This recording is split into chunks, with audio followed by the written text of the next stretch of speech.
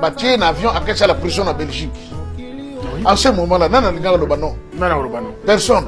Parce que Moutoumoko Tazalaka, président syndicat Moko Banque Sakaba Belge, Azalaka te.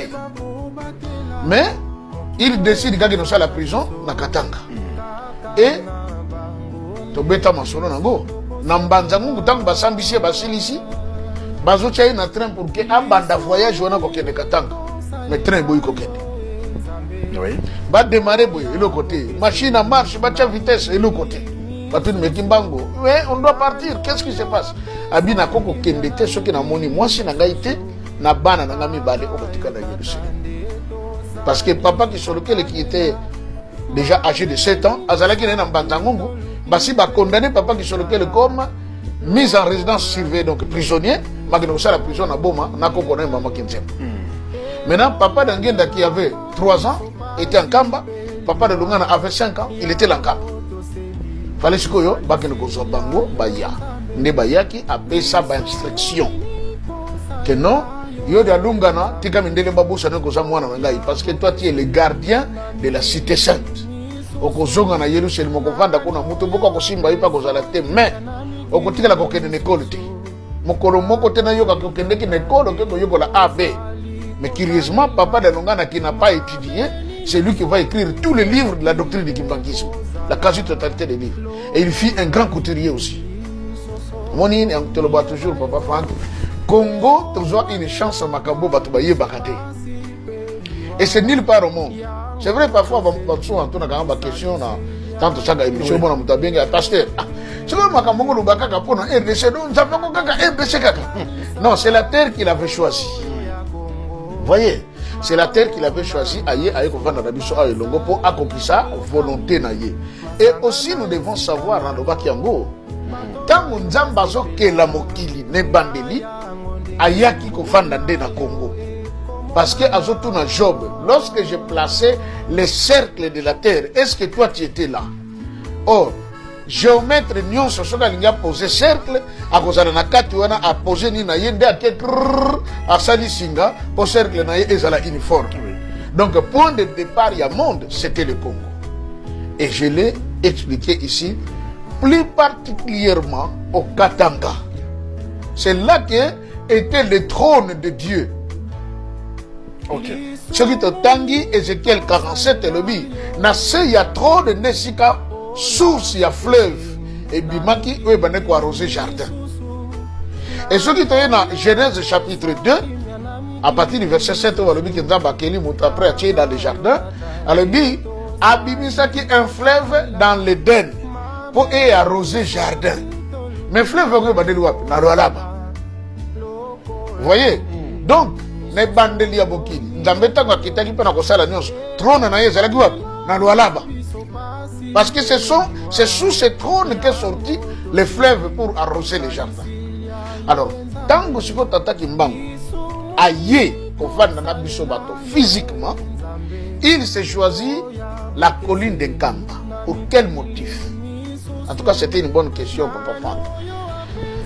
Un jour, on a dit question à papa, c'est moi qui m'a dit. Ah oui, papa, oui. Ah, mais il y a un Nkamba, mais la moni, et comment papa, ça peut-être. Pourquoi papa Simon Kimbangu fallait à la kaka prison na Katanga et nulle part ailleurs? Et puis papa Simon Kimbangu a précisé à l'objet, ba Belge bazala qui n'a pouvoir nyonso sur tout Congolais. Oyo mutu akoko discuter na Belge azala kati. Donc bazala ka na capacité to na possibilité ya ko papa Simon Nkamba ba tie un avion à la prison na Belgique. En ce moment-là, personne. Parce que Moutoumoko Tazalaka, président syndicat Moko Banque Sakaba Belge, Azalaka te. Mais il décide qu'il y a la prison na Katanga. Et Tobeta Masolo Nango, Nambanzangu Tang Basambisi Basilisi, Bazochaï na train pour que un banda voyage ou un coquin de Katanga. Mais train boy coquin. Oui. Va démarrer boy, et l'autre côté. Machine en marche, bacha vitesse, et l'autre côté. Ouais, on doit partir. Qu'est-ce qui se passe? Abina koko kendete soki na moni moi si na ngaite na bana na ngami balé au botika na Yerusalem. Parce que papa qui sur lequel qui était déjà âgé de 7 ans, azalaki na mbanzangongo, basi ba condamné papa qui sur lequel comme mise en résidence surveillée donc prisonnier magno ça la prison na boma na ko connaît maman Kinzem. Maintenant papa d'Angenda qui avait 3 ans était en Kamba, papa de Lungana avait 5 ans, il était en Kamba. Fallait sikoyo bakene ko so bango baya nde bayaki apesa ba instruction que non yo de Lungana tika mindele babusa ne ko mwana ngai parce que toi tu es le gardien de la cité sainte. Okozonga na Yerusalem okovanda kuna mutu boko ko simba ipa ko zala te mais okotikala ko kende école te mokolo moko te na yo ka ko kende ki école ke ko yo la AB. Mais curieusement papa de Lungana qui n'a pas étudié, c'est lui qui va écrire tous les livres de la doctrine du kimbangisme, la quasi-totalité des livres. Et il fit un grand couturier aussi. Moni, on te le bat toujours, papa Franck. Congo, toujours une chance à Makambo, Batubaye Bakate. Et c'est nulle part au monde. C'est vrai, parfois, on a une question, tant que ça, émission, on a bien pasteur. C'est vrai, Makambo, le Bakaka, pour un RDC, non, c'est la terre qu'il avait choisie. Voyez, c'est la terre qu'il avait choisi aïe pour accomplir sa volonté. Et aussi nous devons savoir dans le Bakiango, tant que Nzambazo ke la mokili ne bandeli ayaki ko fandande na Congo. Parce que azotu na Job, lorsque j'ai placé les cercles de la terre, est-ce que toi tu étais là? Or, géomètre nyonso soka linga posé cercle akozala na kati wana a posé ni na yende ake asali singa pour cercle na ye ezala uniforme. Donc point de départ ya monde c'était le Congo. Et je l'ai expliqué ici plus particulièrement au Katanga. C'est là que était le trône de Dieu. OK. Ce qui te tangi Ézéchiel 47 le dit, na se ya trône nesika source ya fleuve et bimaki ou bané ko arroser jardin. Et ce qui est dans Genèse chapitre 2 à partir du verset 7 on le dit que Nzamba keli monte après à dans le jardin, elle dit abimisaki un fleuve dans l'Éden pour arroser jardin. Mais fleuve ko bané wapi na Lualaba. Vous voyez?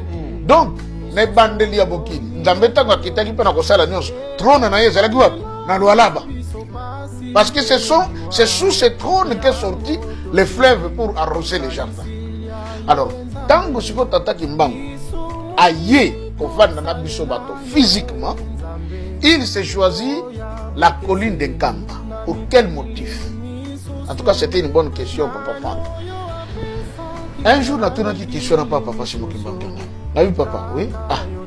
Naye na kamba menamoni kokoma papiza petete soko tiki mbatangu ai papa balali busona yaka na soko tuna yamo soko nazoke leka ka wapi zamba na zamba kaza metao na côté ne kokuta moi film moi kitoko banda kwa bien et tout ça et puis condition de vie ça papa pour les quand même biso na Kinshasa ale bi oui soki nkamba eponamaka ezana tina ai papa pona nini abina tangu ya kala bakoko na biso babanaki kolinga mabe te soki moto asali mabe abana kozwa etumbwa makasi mpo Nzambe asilika te abeta le reste de peuple. Soki moto asali acte d'adultère eke bakangi bango abi omoni na esika ngomba wana kuna babenga mwanza kienga omoni shoto nzoke na nkendolo wa ngomba wana abi na esika wana na kala ezalaka cimetière mais cimetière wana bato babana komikunda bango moko. Ah bon? Oui. Abi soki osali ekobo to oyibi obomi ale bakangio bayeno wana na mwanza kenga bapesio kongo na yo bapesio pele na yo beshi na yo timola libulu na yo yo moko soko timoli libulu ti ekomi na niveau ya kingo ale babisho kota na kati okoti bazongisi mabele okotikala kolala wana soki ti lobi na tongo o résister ko kufite nde babimisho baloke tumbu mususu ko sala pona mabe oyo salaki soko résister teke okufi nde bakoya ko bimisho batimoli siko libulu pena ya shengeli ale bakundi wana papa lo bidanga Nzambe di haut de son trône céleste tango atali makambo bakoko wana babanda ko sala alobi esika ofuna ke nako vandisela likambo nanga nde wana parce que bakotosa mibeko yango wana ngomba oyo sante pona maki me kuna na mwanza kenga liboso tozokende elembo moko monene tokocha wana nde batonga restaurant. OK. Et comme site touristique. Vous voyez? C'est le choix d'un Kamba. Maintenant, tango nzamba poni Kamba. Or, Kamba, c'était toujours la prédisposition. Parce que dans le livre d'Enoch, chapitre 23, au Balongola la Bible, Enoch Alobakaboy, lorsque l'Éternel viendra faire sa demeure avec les hommes sur la terre, il placera sa maison sur une colline qui sera entourée par 2 autres collines à gauche et à droite, ou à l'Orient et à l'Occident. Mais Nangomba ou Nzambe akotia ndako na ye esika yako fanda na se ya ngomba wana source ya mai e kozala wana. Mai eko banda kubima kuna ekozala pono lubiko ya bato mokili. Mais mai wana soko na ndengo kuna na se ekozala na libanga moko ya munene. Or libanga wana ndekumba oyo babukaka etongi nkamba, etongi temple, etongi ba résidence, etongi musée, mabanga one utaka kuna. Enoch siasa kola kango. Mabanga pesila kate. Esila kate. Nzambe tango ye ayeko tshasi ko trône na ye na colline ya nkamba. Symbolisé par le temple. Yango mona ka temple soko talango boye, eza trône. Parce que na simanango eza na ba minaret telemi, eza lokola ba on a dossard pour tacha mokongo. Donc eza kit ya Nzambe, le trône. Et pas dans le temple.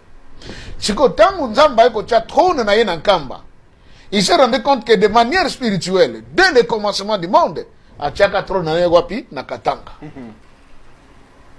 Et qu'est-ce qui s'est passé?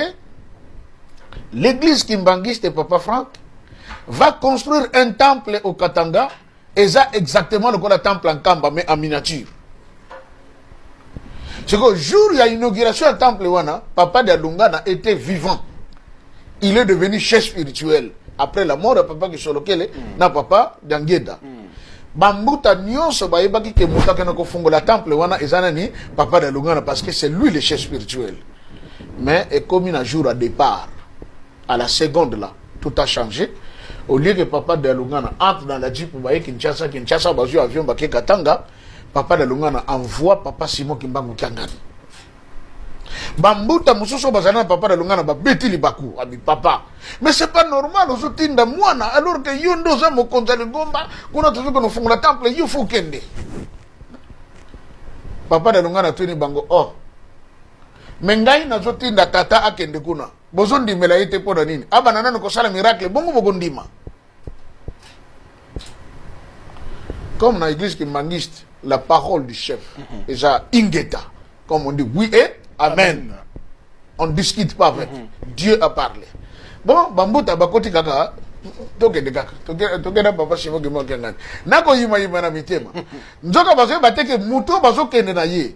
C'est celui qui a été dès le commencement du monde.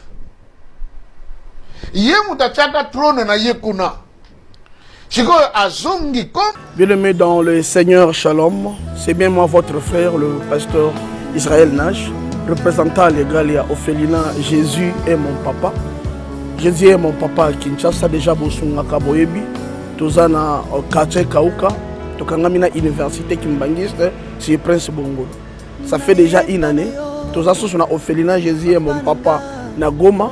Qu'on appelle ça qui initiative, Tof Banana Goma.